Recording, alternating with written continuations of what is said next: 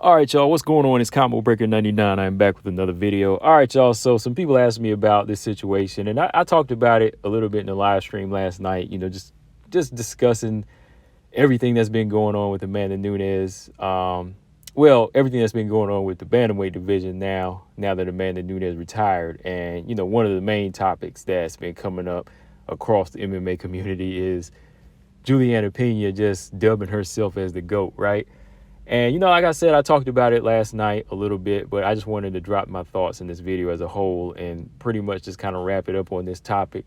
But when it comes down to it, my thoughts on Julianna Pena and her talk, look, this is what she does. This is how Julianna Pena has always approached the game. She's always approached the game as, a very confident yet cocky fighter. And, she's also that type of fighter that doesn't mind being the heel, right? It's sometimes on the borderline of delusional, but it's what keeps her going and it's what keeps her in the mix, right?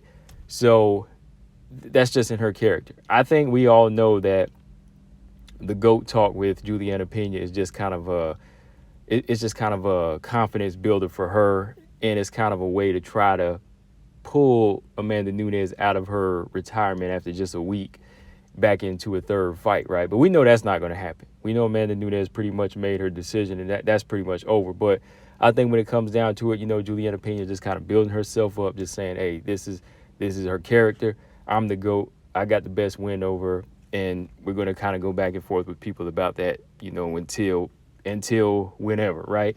I mean, me personally, I'm like, Amanda Nunes, she's done what she's needed to do to prove that she is one of the best fighters in the world. Like I said, the GOAT talk with me, that's kind of a, thing that I don't really do. But if I was to make an argument who has one of the best resumes in WMMA, period, it's Amanda Nunes. And anybody that can make that argument is Amanda Nunes. And once you look at the resume and everything she's been through, that's definitely strong talks for GOAT, right? As for Julianna Pena, before you can be considered the greatest of all time, which I know it's always like it's a preference, you know what I mean? Like everybody has their preference. Some people say it's Valentina, some people say it's Rose, some people say it's Ronda Rousey, right? But when it comes down to it, I think there still is like a checklist that you have to have when it comes down to being like considered one of the greats. And I think Julianna Pena, she's a good fighter, and she's been able to capture the belt, which means she is championship material. But as the game evolves, you have to show something. You know what I mean? Like even as you evolve as a fighter, like you can win the belt, but can you evolve into a defender of the belt? Right? I've seen this. I've said this time and time again because I've seen it time and time again, like in boxing, where you have fighters that they know how to get the belt, but they don't know how to keep the belt. And that's kind of how you measure on what a real champion is, right? Like a dominant champion, somebody that can evolve mentally into somebody that says, you know what, this belt is my baby. I'm going to do whatever it takes by any means necessary. I'm going to keep my belt, right? And we still haven't seen that from Julianna Pena. So to consider her like a great, she's still got a long ways to go, right? And now that Amanda Nunes is gone, it's not going to do any good to focus on her at this point. To me, I think for Julianna Pena to solidify herself in the talks with these other fighters now, it's just to, build her own story now. You had your chance. You got it. She did. She can always say that, just like Kat Zingano and them can say. They can always say, hey, I beat Amanda once. I finished her. You know what I mean? They can always take that to the end of their careers. But now, if you want to be considered one of the GOATs and be on that Mount Rushmore of WMMA or MMA, she just got to do her now. She's got to build that resume, make us look at it and say, wow, that's one of the sexiest resumes ever. You know what I mean? Because like when we see fighters, even like Ronda Rousey, there was a period she was running it, right? She may be one-dimensional to people, but there was a time she was fighting everybody in the best bantamweights in the world, and she was finishing every single one of them, right? She defended the belt, 5-6 times, And you had Joanna. Joanna was running strawweight. She's the only champion that defended her belt like 5 times, right? So those fighters like that, they were able to win the belt, evolve mentally into a defender and keep it, and prove why time and time again why they were one of the best fighters, right? Whereas again, Julianna Pena, she can make the argument that she finished Amanda Nunes, but when it came down to it in the second fight, when Amanda leveled up, why couldn't she level up? Like, yes, everybody gonna say she put damage on Amanda, but did she win any rounds in the second fight?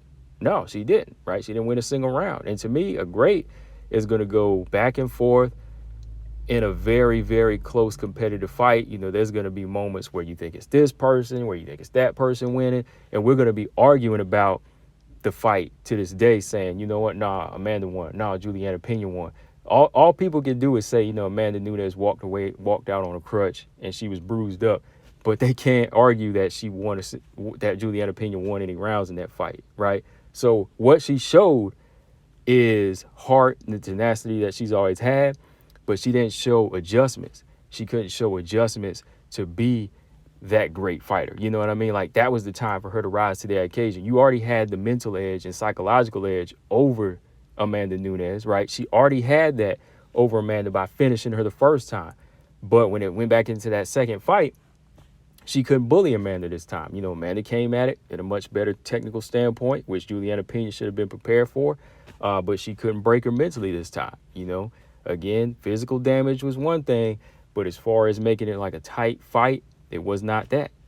So I think for Julianna Pena now, she just has to find her own path now and just say, forget this. If I want to be a great and considered a great, I got these other fights to look forward to. There's a vacant belt right here. Rocky Pennington's a solid fighter. She's on a 5-0 win streak. She's got names on her resume.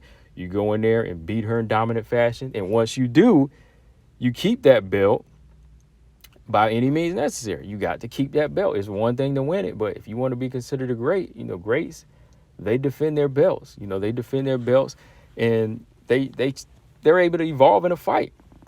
They're able to change their styles up, going by whatever the opposition is bringing to them.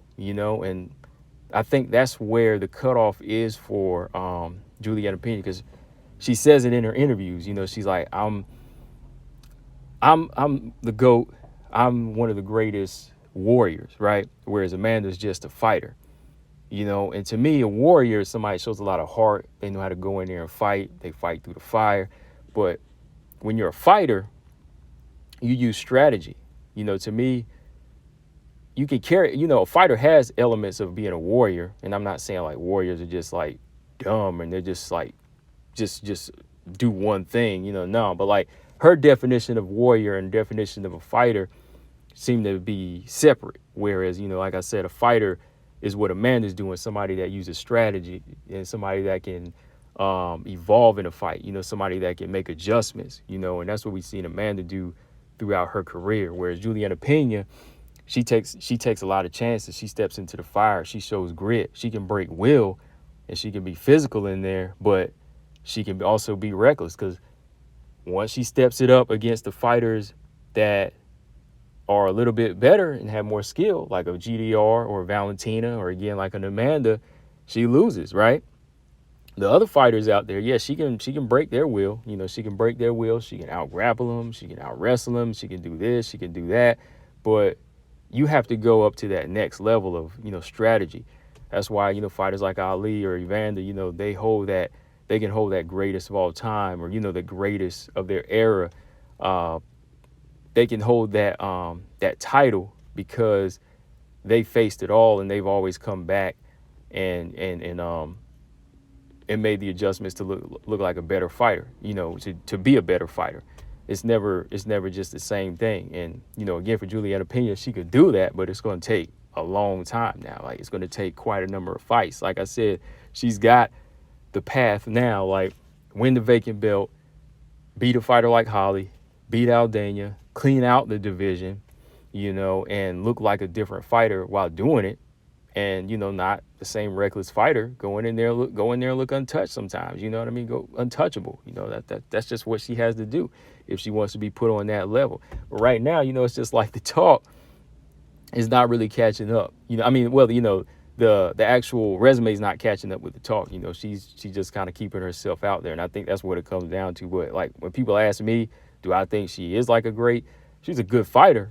Julianna Pena, she's definitely a good fighter, but I just think she needs to go back and, put in the work and, catch up as far as a resume to be in that talks, because when you talk about greatest women, people are always going to mention Amanda, or they're going to mention Valentina. They're going to match them two up and say, oh, I think these two are the best, because when you look at Amanda's resume, again, she's got Chris Cyborg, Valentina twice, Miesha Tate, Ronda Rousey, every single bantamweight champion. She's beat every single bantamweight champion in the UFC.